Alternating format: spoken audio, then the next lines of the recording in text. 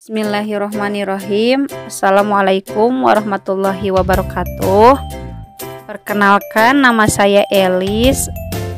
Saya salah satu mahasiswa Universitas Pancasakti dengan nomor NIM 18621700006. Di sini saya akan menyampaikan tugas UTS mata kuliah perkembangan dengan judul Gangguan Perkembangan Anak. Dosen pengampu yaitu Ibu Rizawati. Ya, di sini yang pertama kita akan membahas penghambat dan pendukung kecerdasan anak. Di mana pendukung kecerdasan anak ini yang pertama dari makanan untuk otak. Menurut Dr. Foodwood, peneliti efek suplemen minyak ikan pada anak prasekolah, asupan nutrisi yang baik sangat penting agar jaringan otak anak dapat bekerja optimal. Kemudian yang kedua, pilih tontonan. Meski balita tidak dianjurkan berlama-lama di depan televisi, nyatanya ada saja ibu yang kecolongan atau tidak mampu melarang anaknya nonton televisi. Yang ketiga, ada kekuatan kata-kata.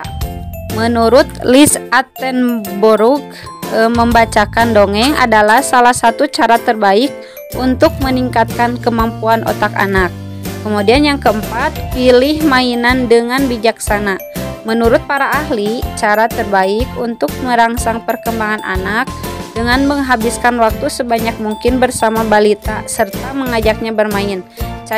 Cara yang terbaik mengajarkan tentang dunia kepada anak, bermain juga dapat meningkatkan kemampuan berbahasanya. Nah, di sini ada faktor-faktor yang dapat menyebabkan seseorang gagal memenuhi tugas perkembangan. Yang pertama, retardasi dalam perkembangan, misalnya kondisi fisik.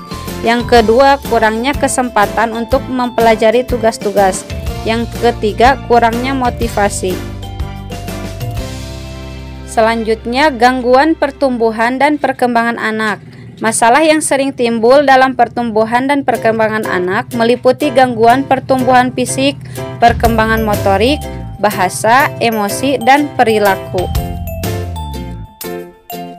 Yang kelima, penekanan pada peace education.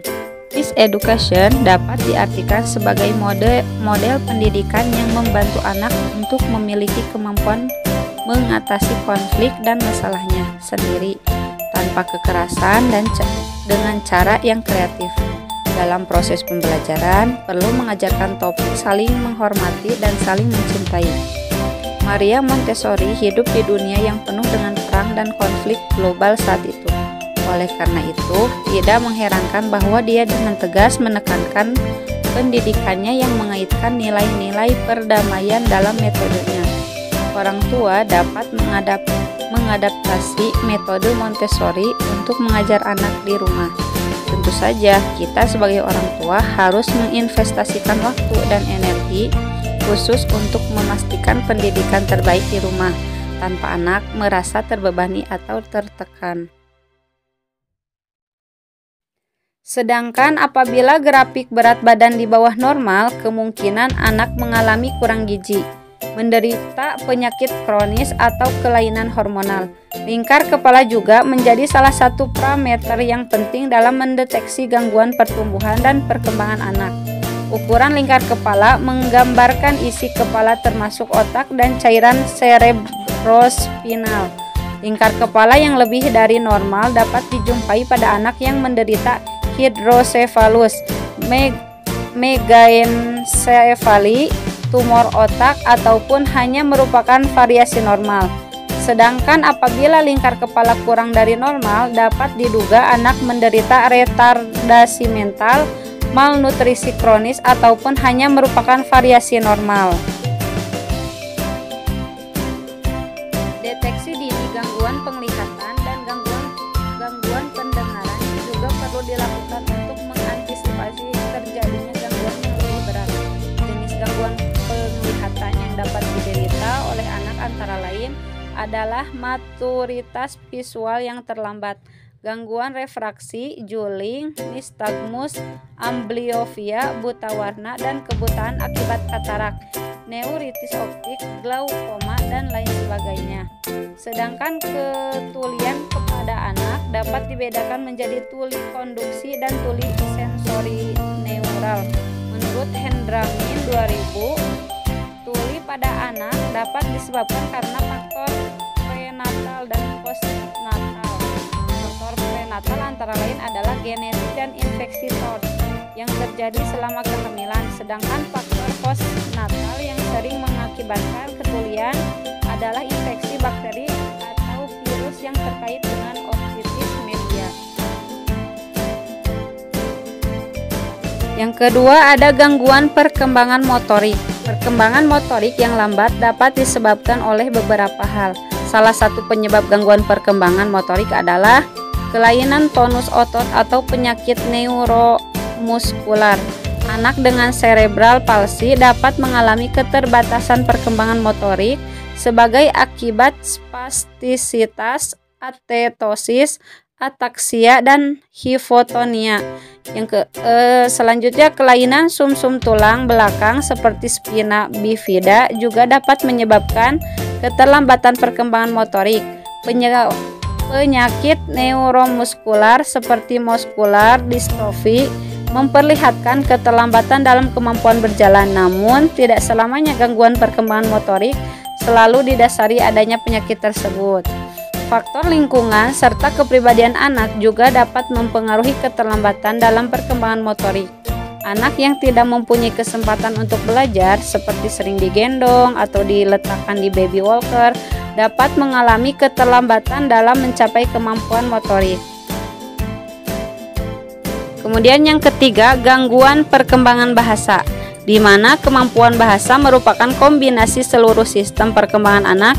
Kemampuan berbahasa melibatkan kemampuan motorik, psikologis, emosional, dan perilaku. Menurut Widya Stuti 2008, gangguan perkembangan bahasa pada anak dapat diakibatkan berbagai faktor, yaitu adanya faktor genetik, gangguan pendengaran, inteligensia rendah, kurangnya interaksi anak dengan lingkungan, maturasi yang terlambat, dan faktor keluarga. Selain itu, gangguan bicara juga dapat disebabkan karena adanya kelainan fisik seperti bibir sumbing dan cerebral palsy.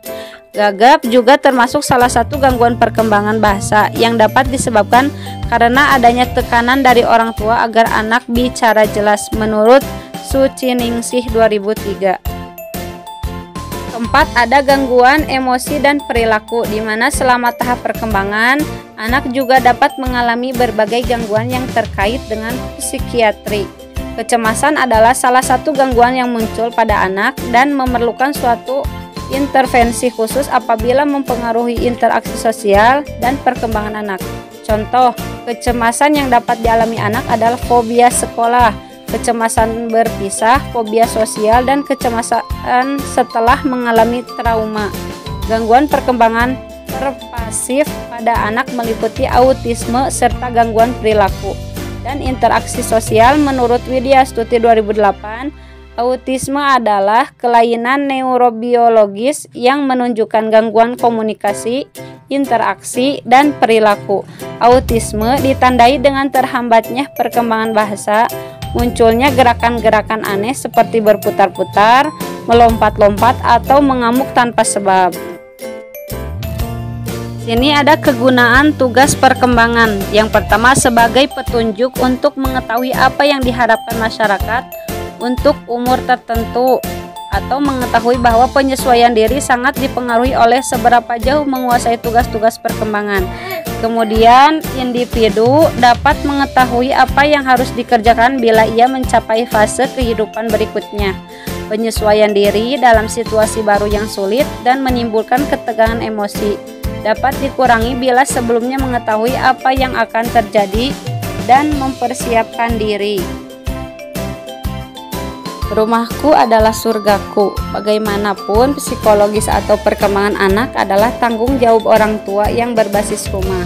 Masalahnya, bagaimana setiap orang tua memiliki kecerdasan yang memadai untuk menjalankan fungsi besar ini. Tugas besar seorang ibu menjadikan rumah sebagai surga melalui tangan bijak sang suami. Bahkan di zaman ibu-ibu sibuk kerja, maka para pembantu rumah tangga hendaknya mampu menjadi nanny and govern yang cerdik pandai seperti Halimah di zaman Nabi, yang mampu mengajarkan bahasa Arab dengan kualifikasi terbaik. Yuk'abad di zaman Fir'aun yang mampu mengajari Musa menjadi pemuda tangguh. Alhamdulillah, materi yang telah saya sampaikan mudah-mudahan bermanfaat bagi kita semua, khususnya buat saya sendiri. Wassalamualaikum warahmatullahi wabarakatuh.